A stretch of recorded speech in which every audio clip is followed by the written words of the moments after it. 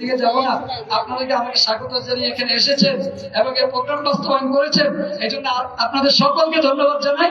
এবং আগামী দিনের এই প্রোগ্রামে অংশগ্রহণ করার জন্য আরো ব্যাপকভাবে আপনাদেরকে যে সহযোগিতা আপনাদের থেকে চাই সেটা আমরা নিব, আপনারা আমাদেরকে দিবেন এবং আগামী দিনে যাতে সুন্দর পরিচালনা করতে পারি সেই জন্য আপনারা আমাদের জন্য দোয়া করবেন।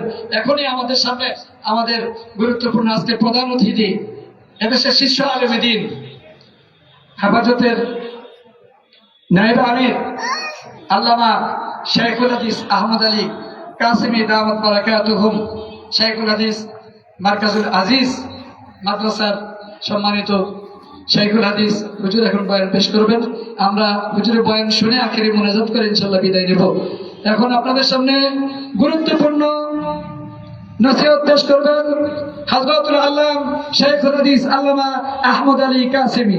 শেখুল হাদিস আল্লামা আহমদ আলী কাসেমি। আসসালামু আলাইকুম ওয়া রাহমাতুল্লাহি ওয়া বারাকাতুহু। ওয়া আলাইকুম আসসালাম ওয়া রাহমাতুল্লাহ।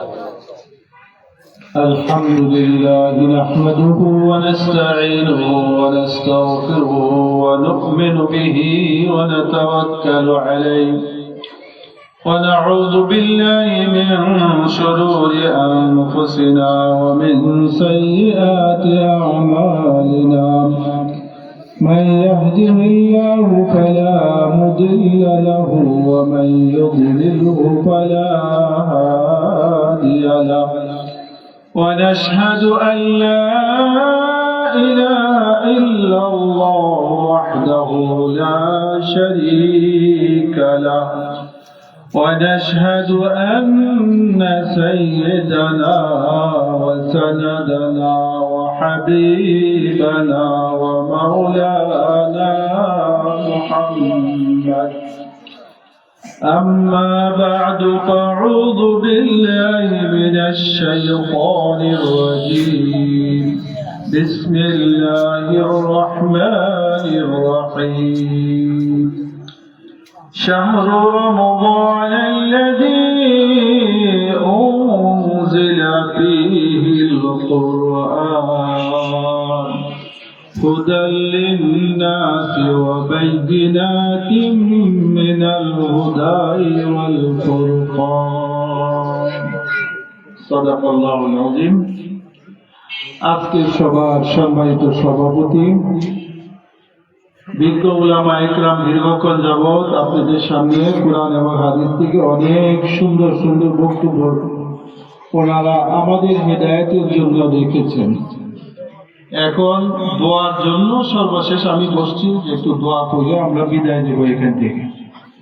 এই জন্য রাত্র যখন 12টা বেজে যায়, আমরা সাধারণত মানুষকে মনে করি না যে এরপরে ওয়াজ নসিহতের মধ্যে ব্যস্ত রেখে ফজরের নামাজ যাতে আমাদের নষ্ট হয়ে যায়, এই অবস্থাটা যাতে না। এখন মনে করেন অনেক কষ্ট করিয়া দীর্ঘক্ষণ আমাকে বসায়ও রাখছে ওনারা, আমিও ছিলাম, একেবারে সংক্ষিপ্ত ভাবে কোনো রকমের নেই। আমরা দু একটা কথা বলবো এই জন্য যে আমাদের আমলের জন্য, আমার নিজের আমলের জন্য। কুরআনের প্রতি কোরআন হাদিস থেকে আলোচনা হয়েছে। এই কোরআনকে আল্লাহ রাব্বুল আলামিন রমজান মাসে অবতীর্ণ করেছেন, ঠিক কিনা এটা জানেন তো? আর রমজান মাস একেবারে আমাদের কাছে। শাবানের সর্বশেষ তারিখে একটা হাদিস হযরতে সালমান ফারসি রাদিয়াল্লাহু তাআলা আনহু থেকে বর্ণিত যে তোমাদের কাছে ছায়াদার হইয়া একটা মাস আসছে, কাদ আযাল্লাকুম শাহরুল মুবারাক, একটা মুবারক মাস। এখন এই মাসটার সম্পর্কে দু একটা কথা, কিরকম এই মাসটা, অনেক কথা বলা যাবে কিন্তু সেটাও আমি বলতে পারবো না এখন। এই মাসটার মধ্যে গুরুত্ব হলো এই যে এই মাসে যদি মানুষ একটা নফল আমল করে অন্য মাসে একটা ফরজ আমল করার সওয়াব দেওয়া হয়। এই মাসে যদি কেউ একটা ফরজ আমল করে অন্য মাসে 70টা ফরজ আদায় করার সওয়াব দেওয়া হয়। তাহলে মনে করেন ব্যবসার জায়গা। বাংলাদেশে আমরা এখানে বাসাবোতে আছি, যদি শুনি যে কাউরান বাজার থেকে যদি মাল কিনে আনি তাহলে 100 টাকার মাল 120 টাকা বেচা যায়। আবার যদি এই যে সাভার থেকে আনি তাহলে 150 টাকা বেচা যায়। তাহলে আমরা সবাই সাভার যাবো না, কি বলেন যাবো না? কারণ যেই জায়গা থেকে ব্যবসা বেশি হয়। এখন আরেকটা কথা আপনাদের, ব্যবসা তো এটা বলছো, আমাদের দেশে অনেক প্রবাসী আছে না, বিদেশে থাকে, আছেনি? প্রবাসীরা বিদেশে, তারপরে অন্যান্য মধ্যপ্রাচ্যের অন্যান্য দেশে থাকে, কিন্তু টাকা পাঠায় কোথায়? টাকা পাঠায় এই দেশে, মানে যেই দেশে সে জন্মগ্রহণ করছে এই দেশে সে টাকা পাঠায়। আমরা একটা বুখারীর হাদিসের তরজমা আপনাদেরকে বলবো। হযরতে আব্দুল্লাহ ইবনে উমর রাদিয়াল্লাহু তাআলা আনহু, হযরতে উমরের ছেলে হযরতে আব্দুল্লাহ ইবনে উমর, হুজুর সাল্লাল্লাহু আলাইহি ওয়াসাল্লাম একদিন হযরতে আব্দুল্লাহর কাঁধে হাত রাখলেন। আপনারা মুরব্বী মানুষ, অনেক সময় কম বয়সী কারো কান্দে গলা বা একটু হাত রেখে, পিঠে হাত রেখে একটা কথা বলেন, তো একটা গুরুত্বপূর্ণ কথা মনে হয়, তাই না? আব্দুল্লাহকে হুজুর কাঁধের উপরে হাত রেখে বললেন যে, আব্দুল্লাহ, দুনিয়াতে তুমি কেমন থাকবা একটু শোনো। তো দুনিয়াতে তুমি থাকবা এইভাবে, কুন ফিদ দুনিয়া কাআন্নাকা গরীবুন আও আবিরু সাবিল। বুখারীর হাদিস। আব্দুল্লাহ, দুনিয়াতে তুমি থাকবা এমন ভাবে যেন তুমি একজন প্রবাসী, আর নতুবা মনে করবা যে তুমি রাস্তা।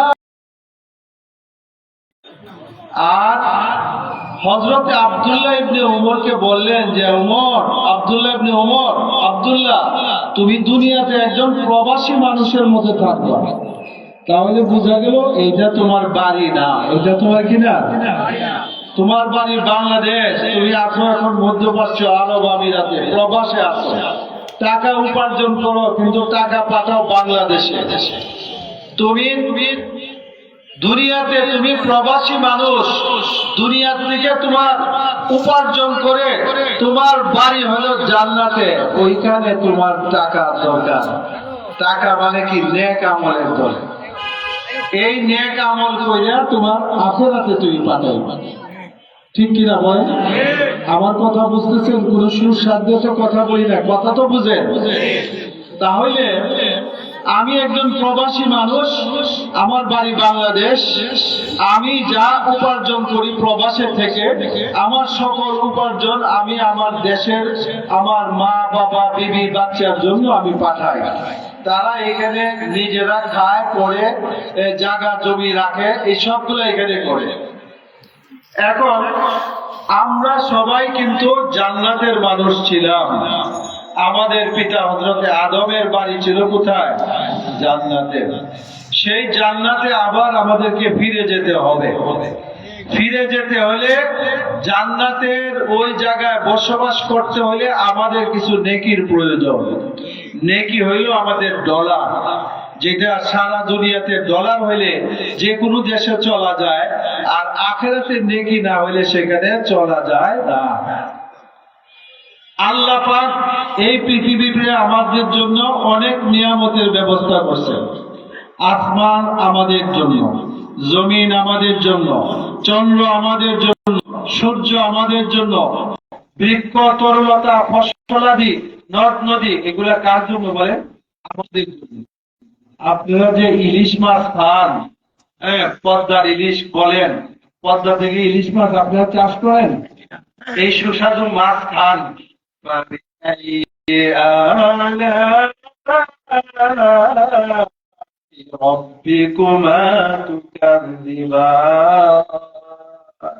আল্লাহর কোন নিয়ামত তুমি? সকল নিয়ামত তো আমি দিয়েছি। মানুষ তোমাকে আমি বানিয়েছি এবং দুনিয়াতে তোমাকে চলার জন্য যাবতীয় ব্যবস্থা আমার তোমাকে করে দিয়েছি, কিন্তু তোমার মনে রাখতে হবে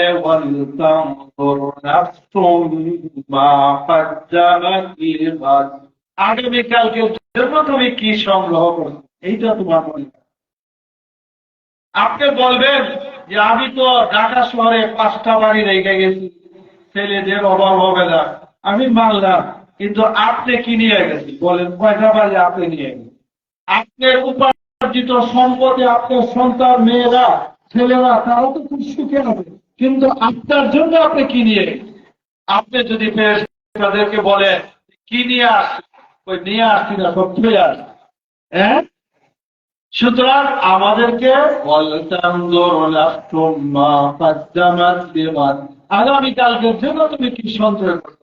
সুতরাং আগামীকালকে সঞ্চয়ের জন্য একটা মাস আসতেছে, এই মাসে আপনি যে কোনো আমল করবেন অন্য মাসের চেয়ে 70 গুণ ফল বেশি। এই মাসটা আমাদের সামনে, যে মাসের রোজা, এক মাসের রোজা তোমাদের, আর রাতের বেলায় তারাবির নামাজ তোমাদের জন্য সুন্নাত। এমন পূর্ণ বিশ্বাসের সাথে যদি তারাবির নামাজ পড়ো এবং রমজানের রোজা রাখো, বিগত সারা জীবনের গুনাহ আল্লাহ পাক মাফ করে দেবে।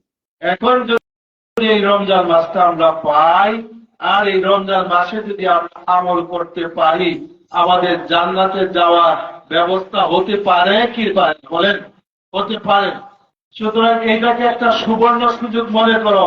আজকে গত বছরের হিসাব যদি নেই, আমি এই এলাকার যদি হিসাব করি, আপনি বলবেন যে গত বছর আমাদের আব্দুল করিম ভাই আমাদের সাথে তারাবি পড়ছে, ঈদের নামাজ পড়ছে, কিন্তু এই বছর আব্দুল করিম ভাই মরহুম হয়ে গেছে।